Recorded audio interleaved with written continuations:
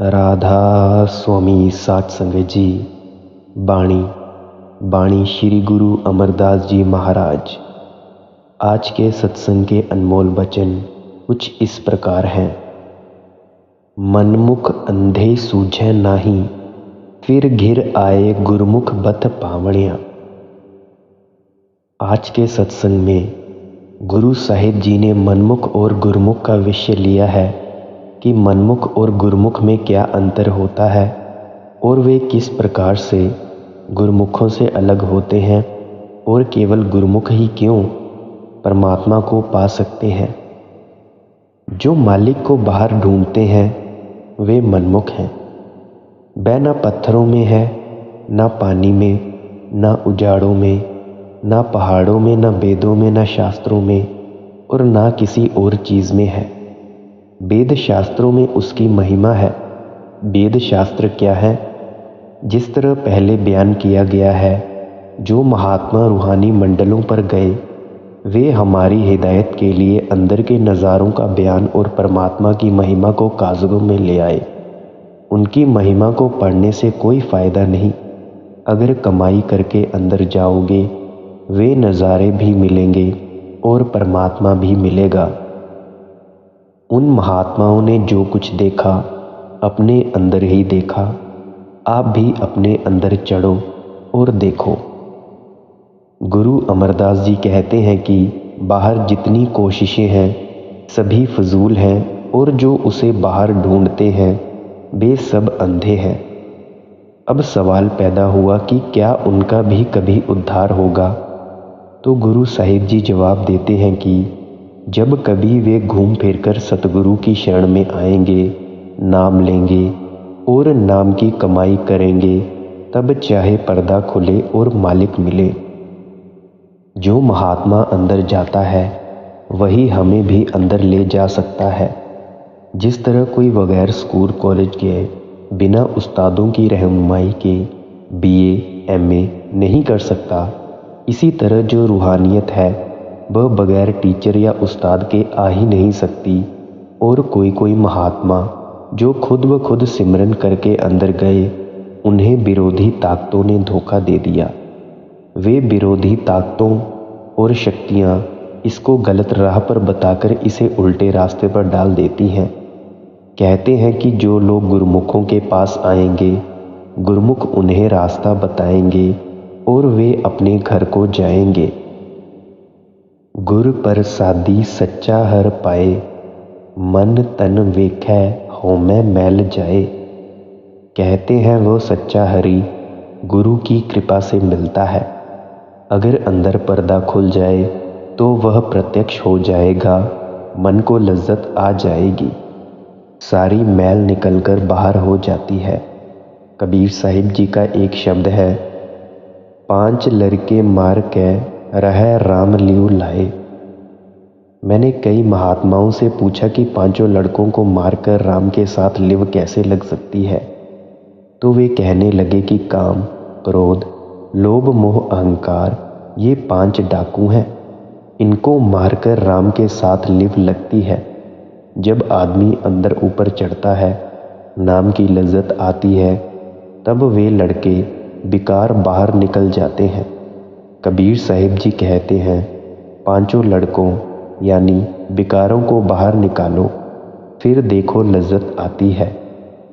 जब अंदर पर्दा खुल गया, शांति पैदा हो गई। 7 विलायतों की बादशाहत मिल जाए तो भी इतनी खुशी नहीं होती जितना कि नाम की। बैस सुथान सद हर गुण गावे, सच्चा शब्द समा बणिया। कहते हैं कि इसको रोज़ रोज़ 9 दरवाज़ों से ऊपर जाना चाहिए। हर एक स्त्री, हर एक पुरुष का फ़र्ज़ होता है कि रोज़ रोज़ अंदर चढ़े, सूरत को शब्द के साथ जोड़े। यह नित्य नेम है। जब अंदर चढ़ा, 10वीं गली में गया, वहाँ अमृत बरसता है जिसे पीकर शांति आ जाती है। इसके अंदर अमृतसर है, करोड़ों खंड ब्रह्मांड इसके अंदर है। वह बड़ा उत्तम देश है। 9 दर ठाके तावत रहाए, 10वें निजकर बासा पाए। अब सवाल पैदा हुआ कि वह अमृत रूपी नाम जो मुक्ति देता है कब मिलता है। तो गुरु साहिब जी जवाब देते हैं कि वह इन 6 चक्रों और 9 दरवाज़ों में नहीं है। जब तुम 9 दरवाजे खाली करके 10वीं गली खोलोगे और उस राह पर चढ़ोगे जो परमात्मा के घर की तरफ जाती है, तब वह नाम मिलेगा जो वहाँ दिन रात जारी है। हरेक इंसान के अंदर वह जोत जल रही है और वहाँ आरती हो रही है। वे राग रागिनियाँ अति मीठी, अति प्यारी हैं। यह आदमी सो जाता है, वे कभी नहीं सोती। वह मालिक इसके अंदर है, लेकिन जब यह अपने मन की मति छोड़कर गुरु की मति ले अंदर चढ़े तब मिलता है, नहीं तो नहीं। उत्थै अनहद शब्द बजै दिन राती, गुरमती शब्द सुनावणिया। जब आप ऊपर चढ़ोगे आपको अनहद शब्द सुनाई देगा, जिसे गुरु नानक साहिब कीर्तन और मुसलमान फ़कीर कलामे इलाही कहते हैं कि आपके अंदर बेशुमार राग रागिनियाँ हो रही हैं। हम न बाणी को पढ़ते हैं, न उस पर विचार करते हैं। सारी उम्र हम बाहर ही बाहर रहे, ना अंदर गए, ना उसको सुना। कौमों की कौमें, मजहबों के मजहब नाम से खाली पड़े हैं। अब गुरु अमरदास जी कहते हैं कि अगर इस हालत को प्राप्त करना है तो 9 दरवाजे बंद करके 10वीं गली खोलो। वहाँ अनहद धुन हो रही है। कोई भी मनुष्य इससे खाली नहीं है। मगर जिस तरह विद्या की ताकत हर एक आदमी के अंदर है, लेकिन जब तक स्कूल नहीं जाए जगती नहीं, इसी तरह जब तक यह गुरु के पास नहीं जाए शब्द की लज्जत नहीं मिलती। बिन सबदै अंतर अनेरा, ना बसत लाहे ना चूकै फेरा।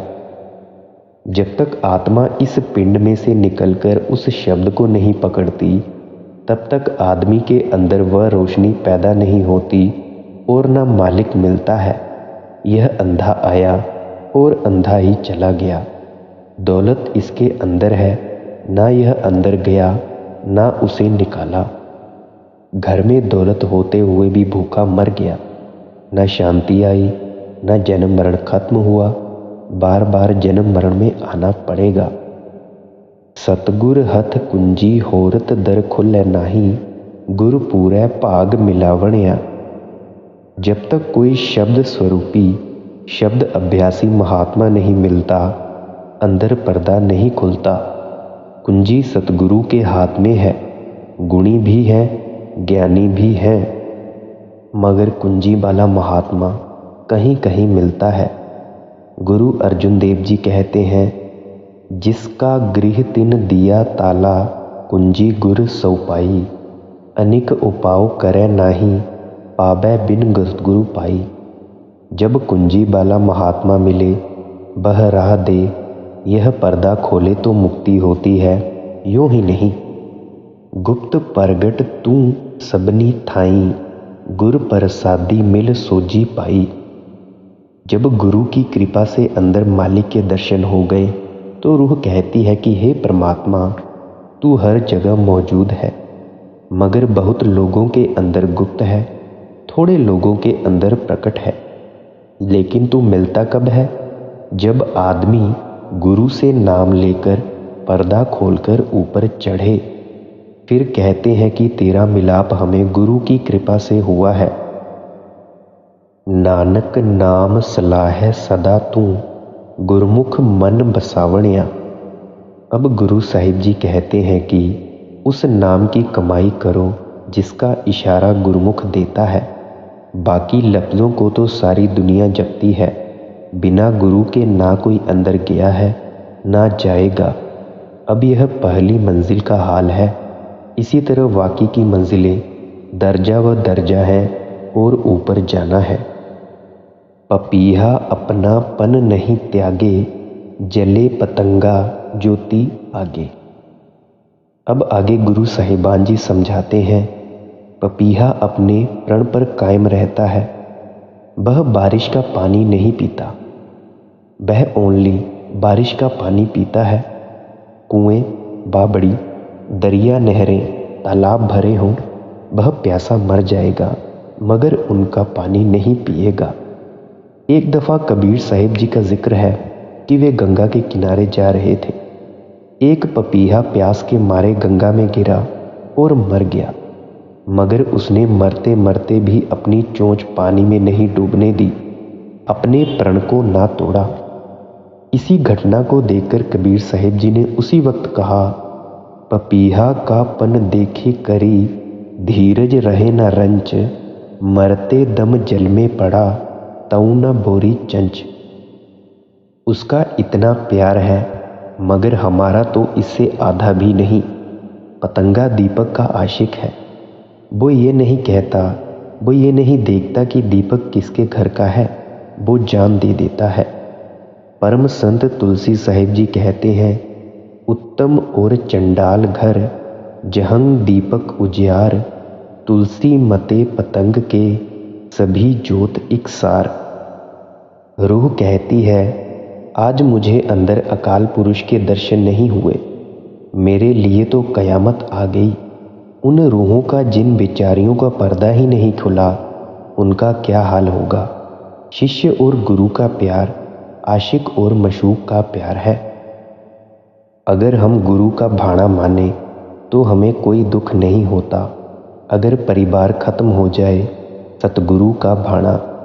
शेख सादी जी कहते हैं, चू रदद मी नगरदद, खंदगे कज़ा, तिपर नीसत मर बंदा रा, जुज रज़ा।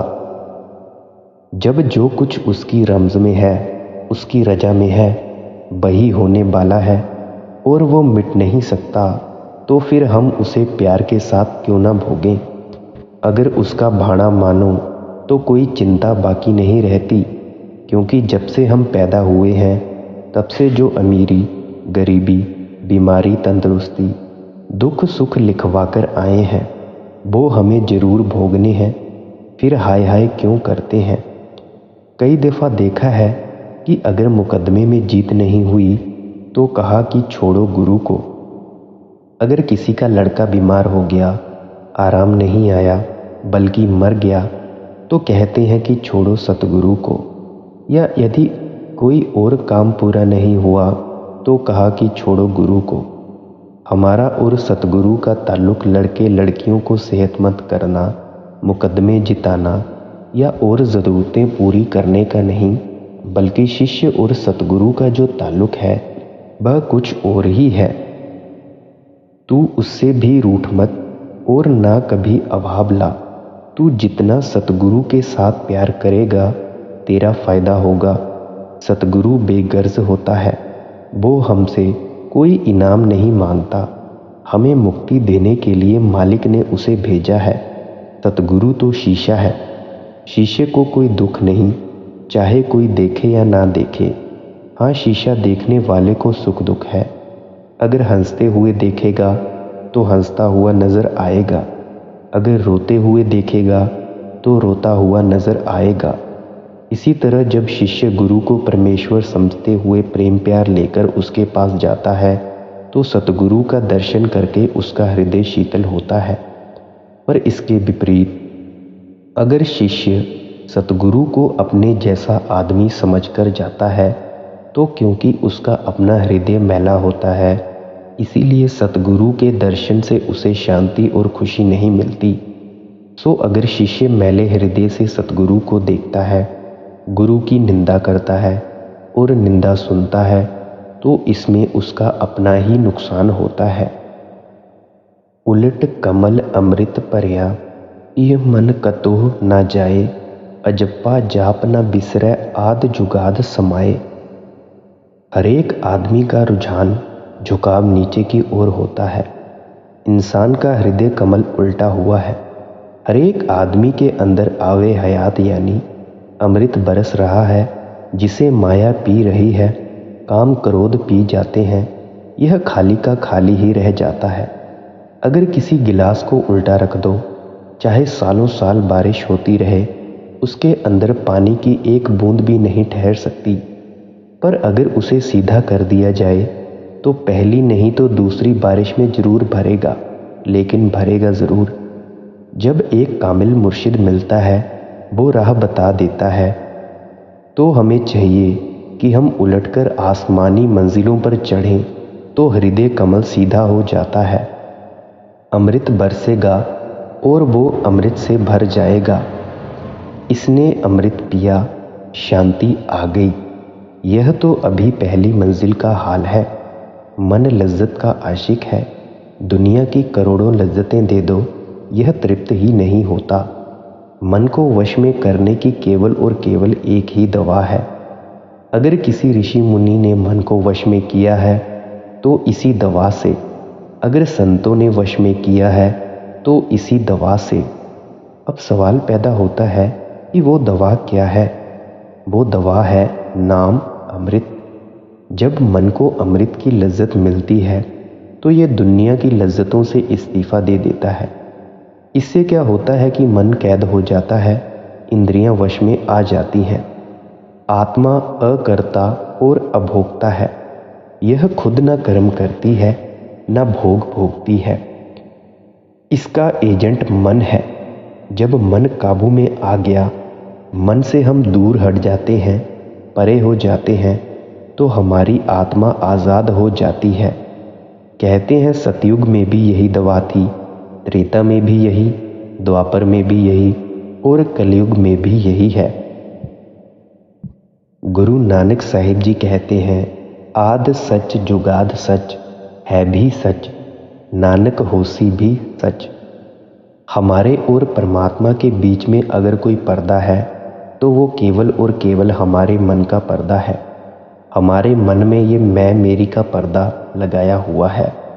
जब तक हम अपने आप को परमात्मा से दूर समझेंगे, उससे हम अपने आप को अलग समझेंगे, तब तक हमारी ये मैं मेरी का पर्दा नहीं हटेगा। और जिस दिन हम सारी चीज़ों को, अपने आप को, हर एक चीज़ को परमात्मा का ही समझेंगे, तभी हमारी ये मैं का पर्दा हट जाएगा और हम उससे मिल सकेंगे। अगर मेहनत हम करेंगे, उस नाम को पिएंगे, तो हमारी मोहब्बत उस मालिक से हो लगेगी।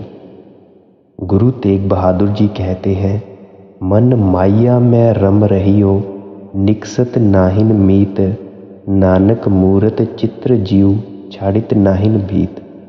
जिस तरह किसी दीवार पर तस्वीर बनी हुई है, अगर हम उससे कहें कि आ हमारे साथ बातें कर, तो वो दीवार को नहीं छोड़ती।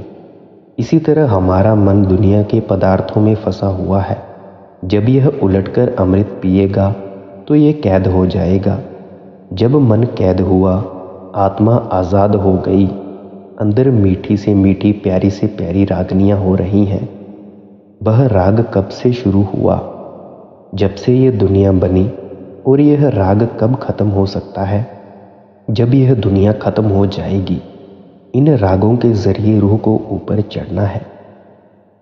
शब्द खोज इह घर लह नानक ताका दास। जो महात्मा शब्द की कमाई करके सचखंड सतनाम में पहुंच जाए, हम उसके दास हैं, वो हमारा गुरु है। गुरु साहिब को दास तो क्या बनना था, वे तो मालिक में मिलकर खुद मालिक बन चुके थे। फिर भी वे कहते हैं कि मैं उसका दास हूँ। मगर हम खोज तो करते नहीं, बल्कि हमने उनकी तालीम को मज़हब बना लिया और आपस में लड़ने भिड़ने लग गए। मैंने जहाँ भी जाकर सत्संग किया है, मेरे साथ किसी ने भी बहस नहीं की। मैं कहता हूँ कि जो वाणी कह रही है वो आदमी के अंदर है। सब सखिया पंचे मिले, गुरमुख निज घर बास। कहते हैं कि पांचों धुनें 5 शब्द हैं। जब ये पांचों एक हो गए, हम अपने घर पहुंच गए। हमें सिमरन करके 9 द्वारों को खाली करना है। जब 9 द्वारों को खाली करके सूरज, चंद्रमा और तारा मंडल को लांघकर हम तुरिया पद में पहुंचेंगे, तो वहाँ पहला शब्द सुनाई देता है, दूसरे देश में दूसरा शब्द, तीसरे देश में तीसरा, चौथे देश में चौथा शब्द और 5वें देश में 5वां शब्द। और वहाँ जाकर सभी शब्द इकट्ठे हो जाते हैं।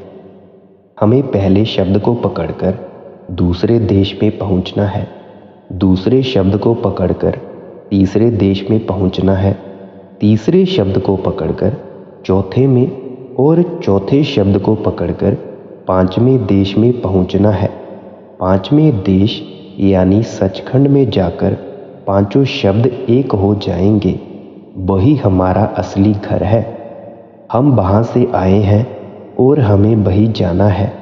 हम वहाँ कैसे पहुँच सकते हैं? तो इसका सीधा सा जवाब है 5 शब्दों के द्वारा। अब यहाँ पे गुरु साहिब जी कहते हैं कि जो वहाँ पहुँचता है वो सतगुरु है।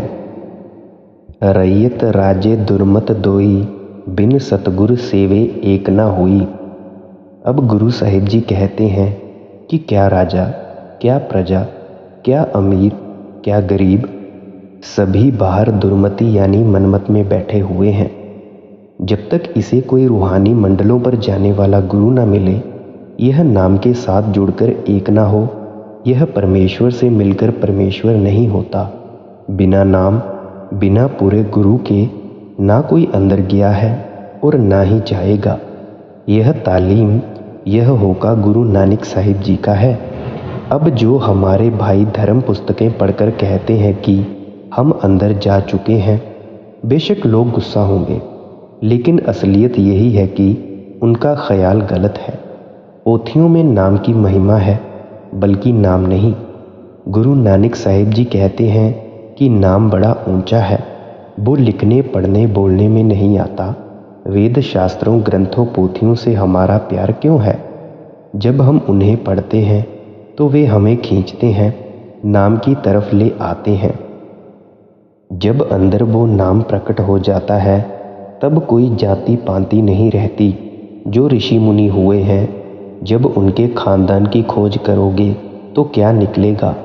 उनके माँ बाप की खोज करोगे तो क्या निकलेगा? कोई नहीं से किसी जाति से आया है और तो कोई कहीं से आया है। नारद जी खुद कहते थे कि मैं कहारिन का बेटा था। मेरी माँ मुझे साधुओं के पास ले गई और मैं उनकी जूठन खाता रहा। अब कहते हैं कि इसका फर्ज है कि यह सतगुरु से मिलकर उसे अपने अंदर प्रत्यक्ष कर ले। अंदर सीधी सड़क है। सतगुरु कहता है कि सीधे चले जाओ। जब हम बाहर कहीं रास्ता भूल जाते हैं तो गाड़ी की आवाज़ या मुर्गे की आवाज़ के पीछे लग जाते हैं, फिर आबादी आ जाने पर रास्ता पूछ लेते हैं। इसी तरह शब्द की कमाई है, शब्द की आवाज़ है और वो अंदर हर मंजिल पर रहनुमाई करता है। यह शब्द आकाश और पवन 2 तत्वों से मिलकर बना है, मगर जो शब्द अंदर है वो असली है और सारे खंडों ब्रह्मांडों का मालिक है। इसीलिए हमें उस शब्द की कमाई करनी चाहिए, और वो शब्द की कमाई तभी हो सकती है जब हम मनमुख से गुरुमुख बने। मनमुख से गुरुमुख तभी बना जा सकता है जब हम किसी गुरुमुख से नाम लें, वो हमें नामदान की बख्शिश करे। साथ संगत जी, आज का सत्संग यहीं समाप्त होता है। मेरे वचनों को बड़े प्रेम से सुनने के लिए धन्यवाद। मैं आप सभी के भीतर बैठे परमात्मा को नमस्कार करता हूँ।